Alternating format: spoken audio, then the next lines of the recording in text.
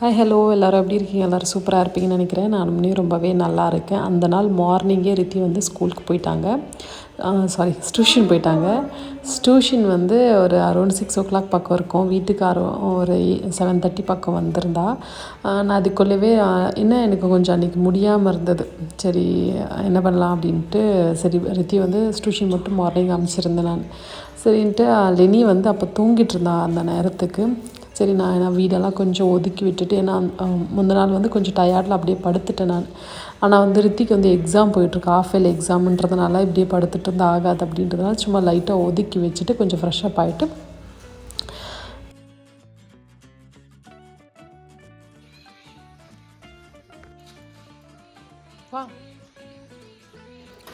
ரித்தி வந்து டியூஷன்லேருந்து வெளியே வந்துட்டாங்க. லெனி வந்து ரித்தி பார்த்ததுமே போயிடுவாள்.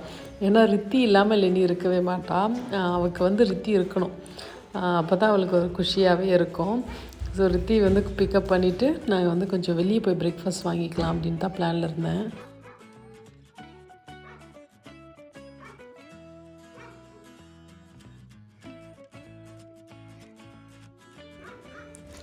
நான் ரெகுலராக ஒரு சின்ன ஷாப்பில் வாங்கின இட்லி ரொம்ப சாஃப்டாக சூப்பராக இருக்கும். ஆனால் வந்து இங்கே வந்து புதுசாட்டு ஓப்பன் பண்ணியிருந்தாங்க. இது புது பிரான்ச் போல். சரி ட்ரை பண்ணி பார்க்கலாமா அப்படின்றது வந்து கேட்டாங்க. சரி ஓகே அப்படின்னு தான் வாங்கிட்டு வந்துருந்தோம். ஓகே தான். அதனால் சரி நம்ம சில டைம் உடம்பு முடியல அப்படின் போது நான் இதெல்லாம் பாரபட்சமே பார்க்க மாட்டேன். ஸோ நல்லா வாங்கி ரிலாக்ஸாக சாப்பிட்டுட்டு கொஞ்சம் மெடிசனெல்லாம் எடுத்துகிட்டு அதுக்கப்புறம் ரித்திக்கு உட்கார்ந்த டைம் வந்து வரும்னு பார்த்தீங்கன்னா ஒரு 9 o'clock பக்கம். அன்றைக்கி வந்து நான் ஒரு 2 days லீவ் இருந்தது, இவிஎஸ்சி எக்ஸாம் இருந்தது. சரி அதனால் வந்து ஒரு 9 o'clock உட்காந்தேன். ஸோ ஒரு கப் ஆஃப் காஃபி எடுத்துகிட்டு கொஞ்சம் ரிலாக்ஸ் ஆகிட்டு நான் ஒர்க் ஸ்டார்ட் பண்ணேன்.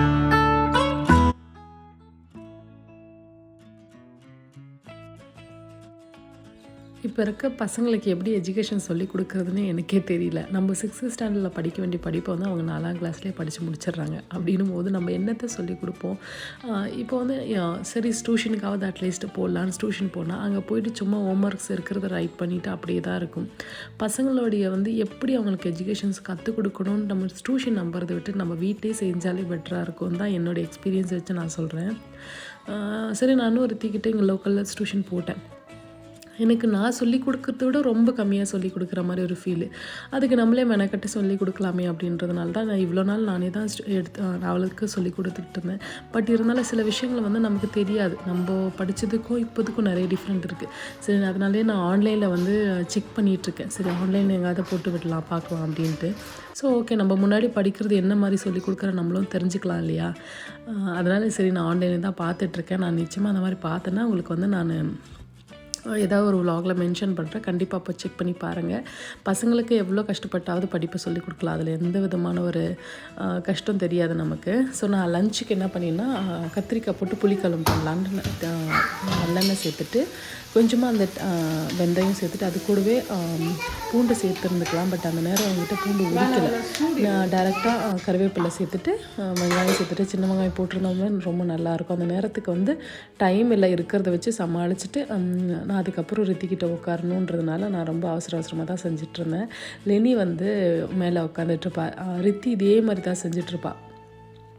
லெனி செய்கிறதுல எதுவுமே வந்து எனக்கு எல்லாமே ரித்தி மாதிரி தான் இருக்கும், ரித்தி பண்ணுற மாதிரி தான் இருக்கும். ஆனால் ரித்தி வந்து ரொம்ப காமாக இருப்பாள். எந்த விதமான ஒரு மாதிரி அரகண்ட்டாலாம் பண்ண மாட்டாள்.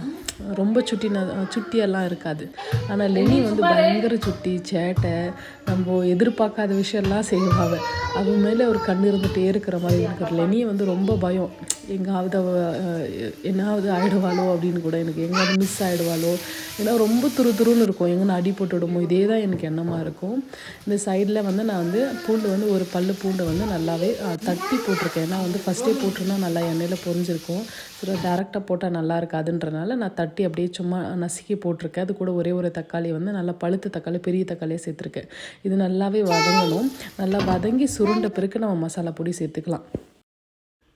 ஒரு 5 நிமிஷம் நல்லா ஹை ஃப்ளேமில் விட்டிங்கன்னா அது நல்லா வதங்கிடும். ஸோ தக்காளி நல்லா குழஞ்சு வந்த பிறகு நம்ம வந்து நல்லா மிக்ஸ் கொடுத்துட்டு கத்திரிக்காவும் நான் வெறும் உருளைக்கிழங்கு தான் வச்சுருக்கேன்றதுனால நல்லா ஒரு 4 கத்திரிக்காய் அது நல்லா அலசிட்டு டைரெக்டாகவே இதில் கட் பண்ணி போட்டுடுறேன். இந்த கத்திரிக்காயும் உருளைக்கிழங்கும் நல்லா அந்த சுருண்டு எண்ணெயிலே வெந்த பிறகு நம்ம வந்து மசாலா சேர்த்தா சூப்பராக இருக்கும்.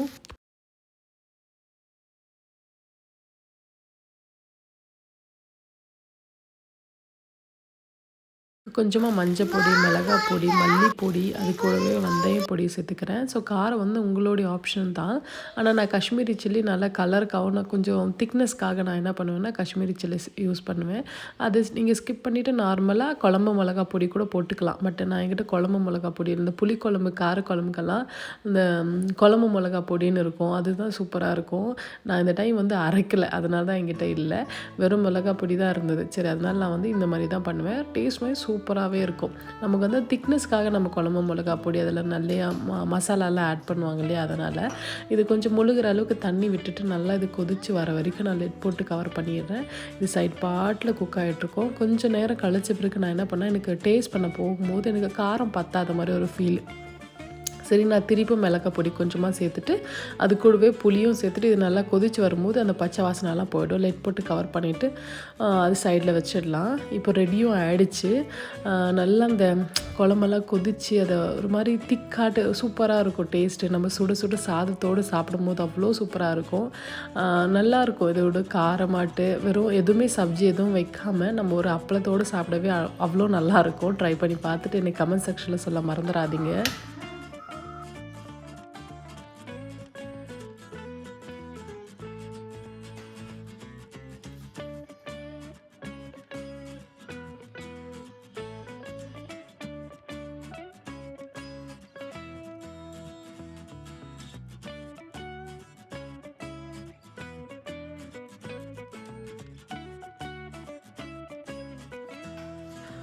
ரித்திக்கோ லெனிக்கும் சாப்பாடு கொடுத்துடுவேன். மேலே சேர் மேலே தான் உட்கார வைப்பேன் ஃபஸ்ட்டெல்லாம், டேபிள் மேலே. பட் இருந்தாலும் இப்போ வந்து கீழே உட்காந்து பழகுங்க. கீழே தான் ஃபஸ்ட்டு ரித்திக்கு நல்லா தெரியும் எப்படி உட்காரணும். லெனிக்கு வந்து அந்தளவுக்கு தெரியாது.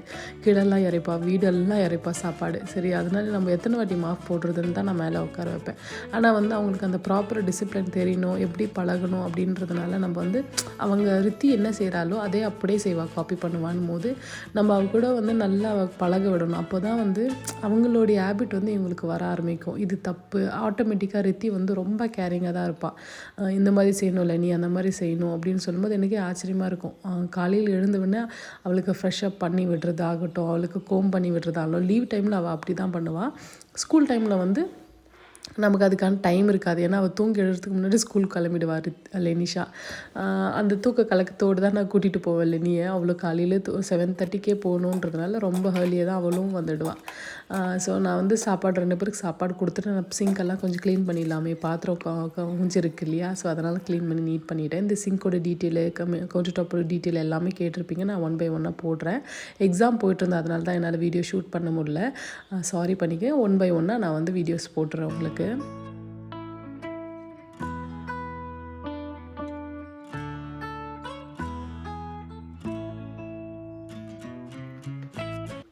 இந்த சிங்க்கோட மெயின்டெனன்ஸ் நான் சொல்கிறேன். இந்த பிராண்ட் இருக்குது பார்த்தீங்களா, இது வந்து ரெகுலராக பண்ணிங்கன்னா சூப்பராக தான் இருக்கும். பட் நான் ரெகுலராக என்னால் பண்ண முடியாது. இது வந்து அரௌண்ட் வந்து 500 ml என்னவோ, எனக்கு 300 என்னவோ ஆகுதுன்னு நினைக்கிறேன். எனக்கு சரியாக ஞாபகம் இல்லை. ஒரு 3 டேஸ்க்கு 1 டைம் வந்து நான் இது ஃபுல்லாகவே க்ளீன் பண்ணுவேன். இது பார்த்திங்கன்னா நம்ம வந்து மெயின்டெனன்ஸும் ரொம்ப கஷ்டமாக இருக்கும். நம்ம வந்து பார்க்க இது ஒன்றும் சிம்பிளாக தானே இருக்குது அப்படின்ற மாதிரி தான் இருக்கும். இதுக்கு வந்து கொஞ்சம் ஸ்டெயின் ஆனால் நம்ம பிங்க் அப்படின்னு ஒன்று இருக்கும் பார்த்திங்களா, அது ஒரு நல்ல ஒரு பிராண்டு தான். அது க்ளீனிங் அப்ளைன்ஸ்க்கெல்லாம் யூஸ் பண்ணுவாங்க. ஸோ நான் இன்னும் அது வாங்கவே இல்லை. நான் அது வாங்கி தான் ஆகணும். ஏன்னா வந்து கொஞ்சம் ஸ்டெயின் ஆகும்போது நம்ம அது க்ளீன் பண்ணிட்டோம்னா பிரச்சனை கிடையாது. இல்லைனா அப்படியே ஸ்டெயின் நின்று அதை ஒரு மாதிரி அடையாளமாக மாறிடும். ஸோ அது க்ளீன் பண்ணிவிட்டு அது ஃபுல்லாக போட்டுட்டு நல்லா ஸ்பாஞ்ச் வச்சு நல்லா ரப் பண்ணிவிட்டு க்ளீன் பண்ணிவிட்டு வாஷ் பண்ண பிறகு ஒரு வெட் கிளாத் வச்சோ இல்லை ட்ரை கிளாத் வச்சோ, ஃபஸ்ட்டு வெட் கிளாத்தை வச்சு தொடச்சிட்டு அதுக்கப்புறம் அகைன் வந்து ட்ரை கிளாத் வச்சு நம்ம தொடச்சி நீட் பண்ணி ட்ரையாக வச்சுக்கணும்.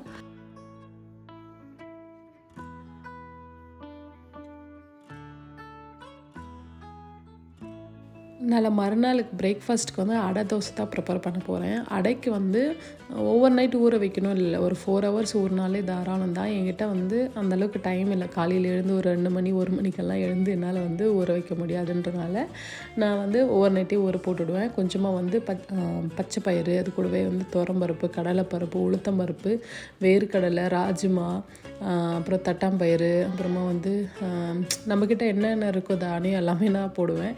கொஞ்சமாக உளுத்தம்பருப்பு, இட்லி ரைஸும் இருந்தது, அதுவும் போட்டிருந்தேன். ஸோ இப்படி தான் நம்மக்கிட்ட என்னென்ன இருக்கோ ஸோ எல்லா தானியமும் போட்டு இது ஓவர் நைட் நல்லா ஒரு 2 டைம் வாஷ் பண்ணிவிட்டு நல்லா நிரப்ப தண்ணி வச்சுட்டு நம்ம இதை ஓவர் நைட் போட்டு கவர் பண்ணி வச்சிட்டோம்னா காலையில் வந்து கொஞ்சம் ஈஸியாக இருக்கும். நைட்டுக்கு டின்னர் என்ன பண்ணுவேன்னா, இந்த எக்ஸாம் டைம்னு இல்லை, எப்போவுமே நான் வந்து ஆஃப்டர்நூன் என்ன சமைக்கிறேனோ அதே தான் லெஃப்ட் ஓவர்ன்ற நைட்டுக்கும் அதே தான் சமைப்பேன் நான். சாப்பிட்டுடுவோம். ஏன்னா வந்து நைட்லேயும் உட்காந்து சமைச்சிட்டு இருந்தோம்னா நமக்கு வந்து வேலை நின்றுடும். அப்படியே நமக்கு ரொம்ப ஒரு மாதிரி எட்டிக்காக இருக்கும். 3 வேளை சமைச்சிட்டே இருக்க முடியாதுன்றதுனால நான் வந்து அப்படி தான் மேக்ஸிமம் செய்வேன். சப்போஸ் நம்ம செஞ்சது பத்தலை, வேறு ஏதாவது செய்யணும் அப்படின்னும் போது தான் நான் நைட்டு சமைக்கிற மாதிரி இருப்பேன். இது மார்னிங் என்ன பண்ணினேன்னா, அந்த அடையை வந்து கொஞ்சமாக வந்து காஞ்ச மிளகா நைட்டே ஊற போட்டுடணும். காஞ்ச மிளகா, கொஞ்சமாக ஜீரகம், பூண்டு மட்டும் மார்னிங் அரைக்கும் போது மிக்ஸி ஜாரில் போட்டு நம்ம அரைச்சி எடுத்துக்கணும். இங்கே பார்த்தீங்கன்னா சூப்பராக இருக்கும் இந்த அடை தோசை. இது வந்து வெல்லத்தோடு தான் சாப்பிடுவாங்க ஆக்சுவலாக. பட் வந்து வெல்லம் வேண்டான்றதுனால நான் வெறும் கார சட்னி, அது கூட லெஃப்ட் ஓவர் குழம்பு இருந்தது பார்த்தீங்களா, அதோடு வச்சு சாப்பிட்டு சூப்பராக இருந்தது. இதை ட்ரை பண்ணி பார்த்துட்டு கமெண்ட் செக்ஷன் சொல்ல மறந்துடாதீங்க. எனக்கு இந்த கேஸ் ஸ்டைன் வந்து நான் வந்து லோக்கல் ஷாப்பில் தான் வாங்கினேன். நான் வாங்கும் போது அரௌண்ட் வந்து ஒரு 450 என்னவோ இருந்தது. இதே இப்போது இந்த கேஸ்டைன் வந்து நான் வெளியே போய் கேட்டேன். நான் கேட்டதுக்கு வந்து எனக்கு என்ன 700 சொன்னாங்க. ஜஸ்ட் வந்து ஒரு 6 மந்த் டிஃப்ரெண்ட் இருக்குன்னு வச்சுக்கோங்களேன். நம்ம ஆன்லைனை விட சில பொருள் வந்து ஆஃப்லைனில் கம்மியாக இருக்கும். ஆஃப்லைனில் விட ஆன்லைனில் ஒரு பொருள் வந்து கம்மியாக இருக்கும். ஆனால் குவாலிட்டியும் செக் பண்ணணும். இது நான் பழகிறதுக்கு எனக்கு அவ்வளோ டைம் பிடிச்சிது. சீரியஸாக சொல்லணுன்னா நம்ம வெறும் ஃபஸ்ட்டு வந்து ரஃப்லி பழகிடலாம். பட் ஒரு தோசை போட்டோம்னா அது ஒட்டாமல் வர்றதுக்கு கொஞ்சம் நாள் பிடிக்குது. எனக்கு தெரிஞ்ச எக்ஸ்பீரியன்ஸ் வச்சு நான் சொல்கிறேன்.